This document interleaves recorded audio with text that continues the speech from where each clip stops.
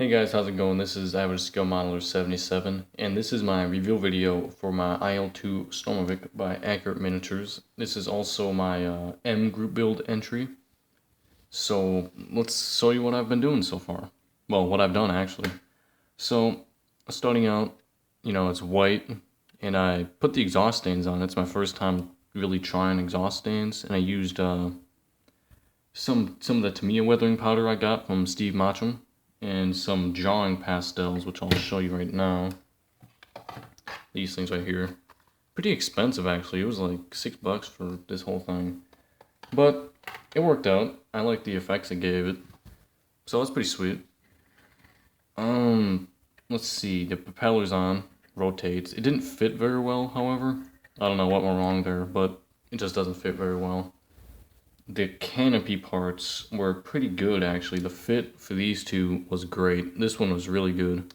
However, this one doesn't really want to match up perfectly with the front one, so there's kind of a gap, so I might just leave that one open. But I might change my mind later, but that's what I'm thinking of right now. And you might be able to see, along with the exhaust stains, I also got some smoke stains on there from the guns. After it fires, some smoke and soot might start building up on it. So I did that on both sides. I really like that effect. It's pretty sweet. I also put the cannons on right here. Then the pitot tube. And on the underside, you probably saw this before, I painted this intermediate blue. It's a little darker than what it really should be, but my hobby shop didn't have Russian underside blue. So I just went with some intermediate blue by Model Master. Put the decals on there. And not sure if you can pick this up very well, but I put some black like burn marks from when the rockets fired off. Like it might leave some burnt, plane or paint, whatever behind. So I put that effect on there. It's pretty sweet. I didn't put the bombs on though, simply because I think it'll look cooler without the bombs, but I'm going to keep the bomb parts just if I just change my mind or something.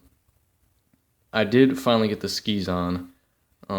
I pushed that off for about a month actually because it was super complicated. The diagram kind of sucked, and it was kind of just draining me out trying to figure out how to do it. But I finally just said, you know what, I'll just put them on. If they're wrong, they're wrong. I'm not going to worry too much about it. The thing that struck me as kind of odd is you paint these red things, well, these springs or shock absorbers red. I thought that was kind of unusual, but I like the effect it gives. All 8 rockets are on here. Silver tip, red head, and then black for the main body part. You might not be able to see this. I'll bring a lamp in. There we go. This tan part, the boot, with for the back landing gear for the ski, was actually the Tamiya khaki that I recently purchased, and I hand painted that. A lot of guys say it doesn't really work well. I didn't see a problem for working on this little part. It took me a coat or two to actually get good coverage, but right now I don't have anything bad to say about hand painting Tamiya stuff. So, it's pretty sweet. Now, something I do want to touch upon is are the decals. The decals were very poor actually, which is not what I was expecting. But as you can see, there was some cracking, well, some tearing going on. This one, the tip of this star just flaked off.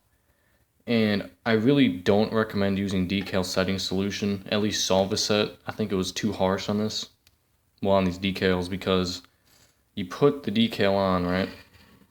And then you let it dry, you take a a Q-tip, and you just roll out all the stuff, right? Like usual. But when I put the Solvaset on, it made the tips of this star start to curl and actually didn't contact the surface anymore. So I had to get more Solvaset, brush it on, then take a Q-tip and push it back down, and that seemed to work pretty well. The decals eventually did snuggle down, and there goes landing gear. And they eventually did snuggle down, but as you can see, all the white stuff shining through is unintentional. And I actually just noticed that the 6 is kind of messed up now too. It's curling up. I didn't notice that before, I just did now. So that's great. Another small detail you might be able to see are the landing gear indicators. Those little small stubs that stick up. I like that detail. It brings more life to the model. Looks pretty sweet. The landing light right here was a perfect fit. I didn't have any problems with that. I don't know how I feel about this build. Like, the kit wasn't horrible, but it wasn't great. The interior was really good. I'd give the interior like a 7. Everything fit pretty well. It was vague in some spaces with the instructions, but overall stuff fit pretty well. Now with the main body construction, I'd give that about a 4 or 5. Simply because a lot of stuff didn't fit very well when you're talking about the horizontal stabilizers.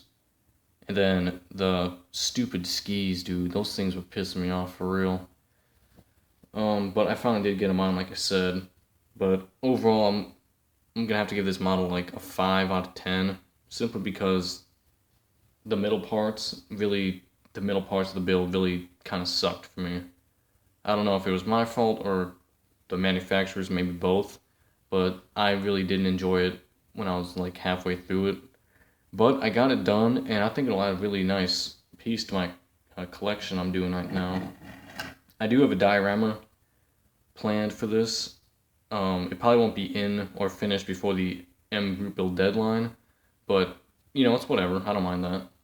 It's gonna be pretty simple. Thinking of just a wooden base with baking soda on it.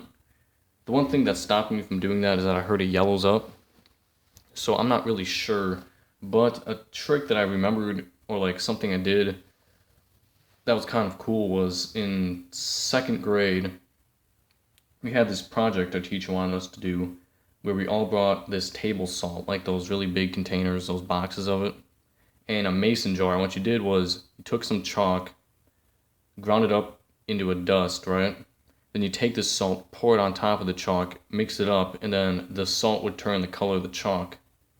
So what I was thinking was, if I get a big piece of that cheap sidewalk chalk, like a white one, and then maybe a little bit of gray, just to get some color in there, grind that up into a dust, and then roll the baking soda in it, it might take that color, and it might not yellow as much, or at all. So I'm just debating that idea. So that's kind of my plan for the diorama. Again, you might have heard during my 100 subscriber video that I am planning on doing a group build, the Great War group build. I know some of y'all are interested. It's great to know that. So now that this project is done, the only one left is a Chevelle, which I really hate. That thing's killing me, dude. But, you know, the fuzz that gets in it can really irritate the hell out of you, especially when you repaint the body like 4 times. But I'll go into that during the reveal video of that, which should be coming up next week maybe, I'm hoping. But I think that'll about wrap it up for this video.